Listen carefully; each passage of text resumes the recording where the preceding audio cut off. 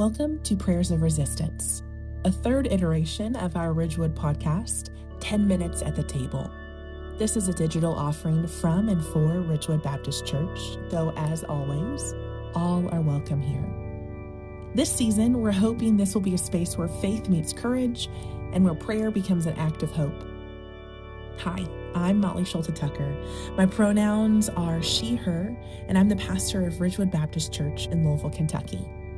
In these next 10 minutes, though some of these are a little longer than 10 minutes, we'll reflect on what it means to resist despair, injustice, and silence. And we'll end with a prayer to encourage you, uphold you, and take with you as you continue to faithfully resist injustice in the world. Pull up a seat. Hi. Sorry. We're going. Okay. So I'm here with Nora Garner-Sinclair. Nora is a therapist, a mom, a pastor's wife. Apparently. Which is a whole thing. But most importantly, which is why we're giggling, and this is our second or third take to try to not giggle, is Nora is one of my good friends, and she agreed to come on our podcast and talk about resistance because I feel like we've had a lot of conversations in different spaces about what it looks like to resist when you're a mom who has the mental load of raising children and a household, regardless of how amazing our husbands are. Yeah. And you're also a full-time therapist. And so some days we're just holding the world together, just our own world in our own household. But I'm curious, what does resistance look like in ordinary, everyday life for you? Yeah, I think, well, the way I've thought about this has evolved for sure, because I feel like resistance for me at other phases of my life before I was a mom looked very different than it does now. And what I realized I needed to do was kind of think about, okay, what are the things that only I can do? Only I can be the therapist for my clients. Only I can, I mean, they can find another therapist, but once they're mine, they're mine. And only I can parent my children and, show up for my spouse. And those are the things that I need to do. And whatever I have left in my capacity, I can give outside of that. And that changes kind of day to day, week to week, month to month. I think one of the biggest places that I've seen resistance is in moms of children right now, but particularly moms of boys. Yeah. Both my kids are boys. They're 5 and 2.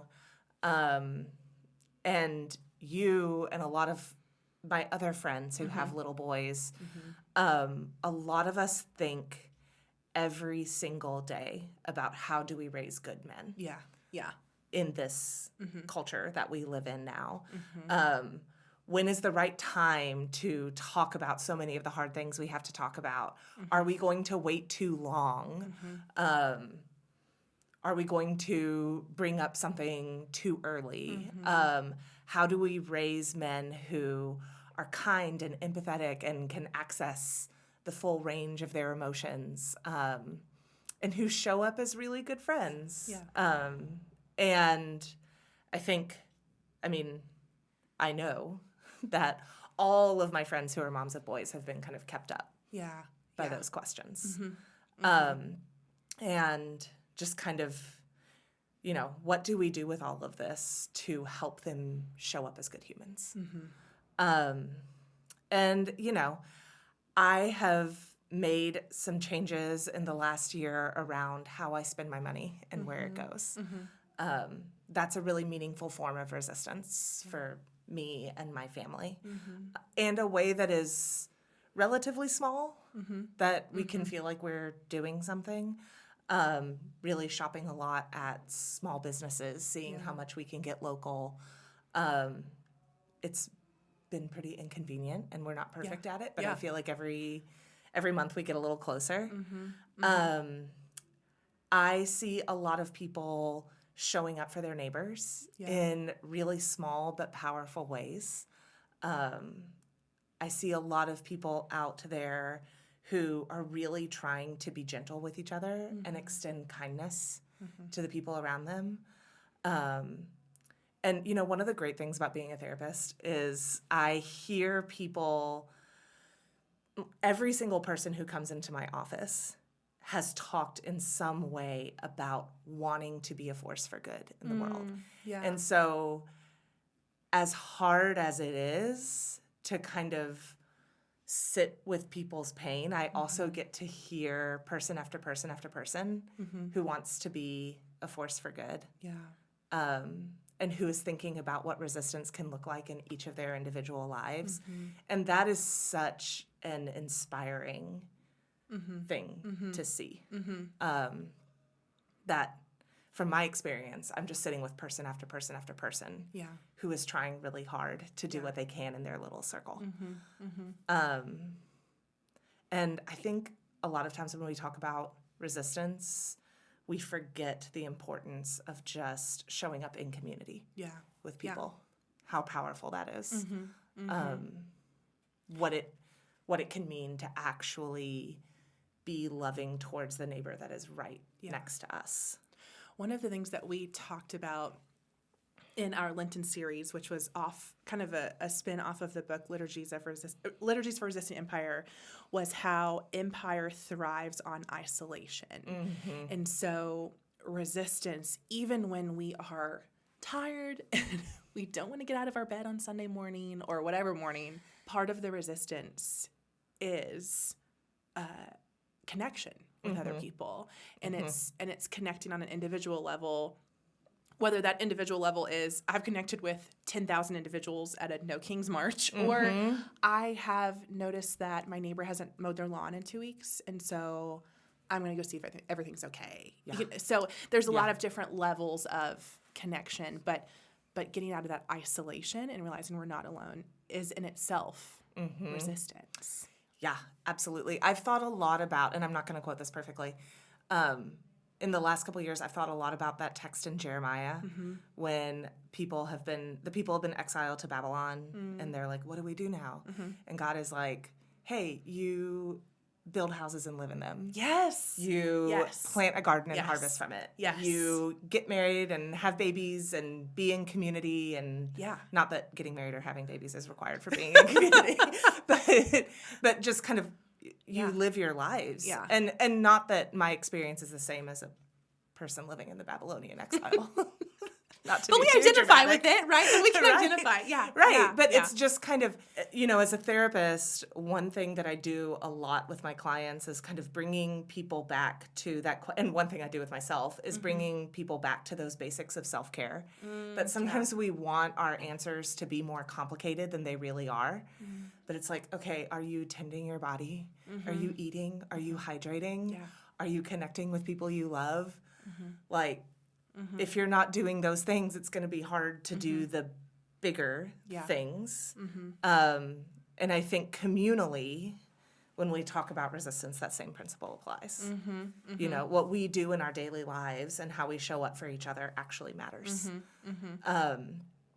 And yeah, that's just something that has sort of kept coming back to me. That Jeremiah text. How, kind of, as you kind of press into self-care and talking about that a little bit, how do you stay grounded when resistance feels exhausting?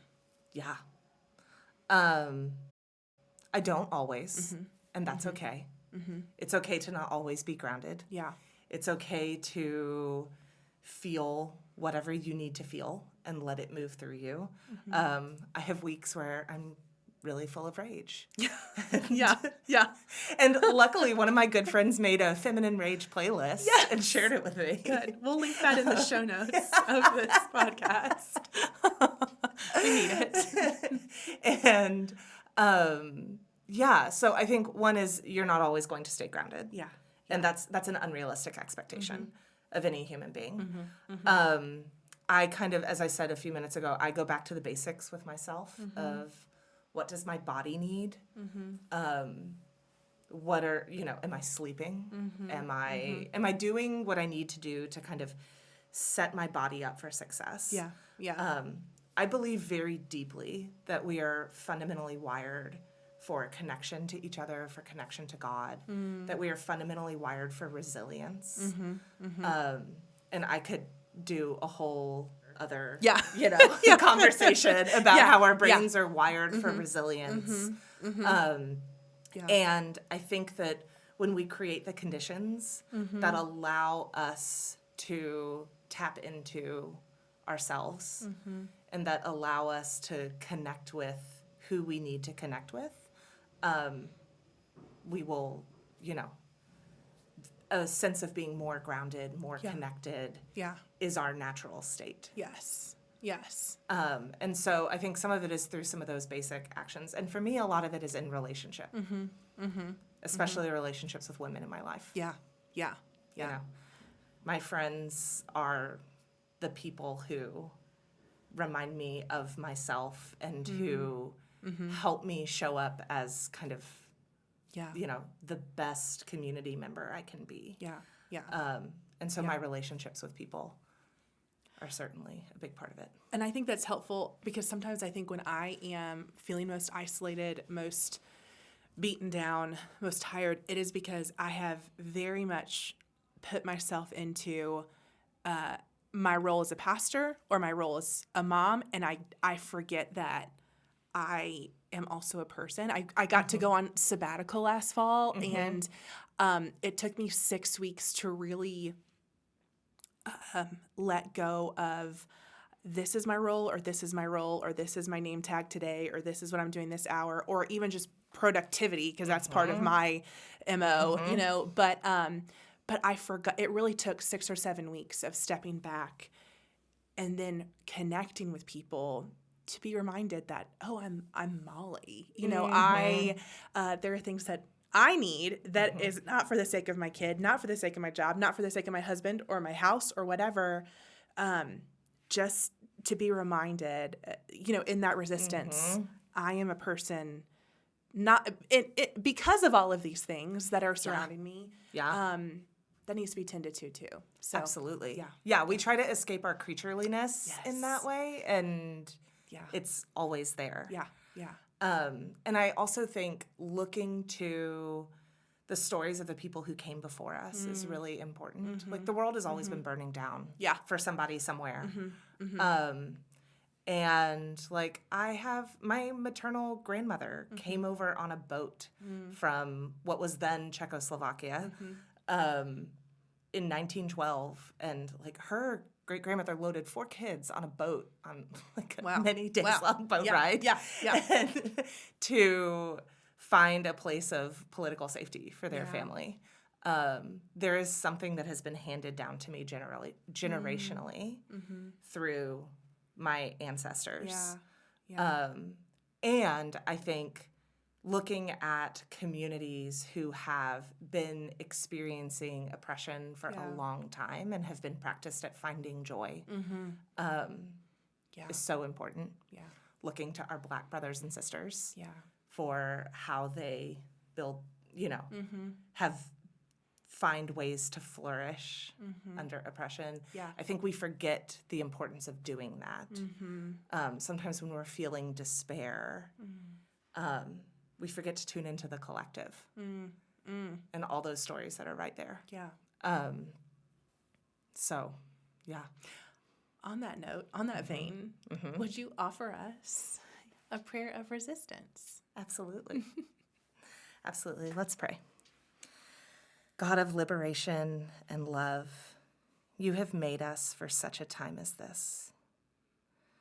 Thank you for building us to be resilient, for building us to be connected to each other and to you. Thank you for being closer to us than our very breath. Help us trust you, not to escape or evade responsibility, but to see that you are already at work everywhere, making all things new. And all that you ask of us is to step into your moral imagination, and that there is a chance for us to be partners with you in resurrection, not in big ways, but in small ways every day. Fill us with kenotic love for our neighbor. Help us empty ourselves so that we can see the vision that you have laid out for us. Be our vision, O Lord of our hearts. Amen. Thank you, friend. Yeah.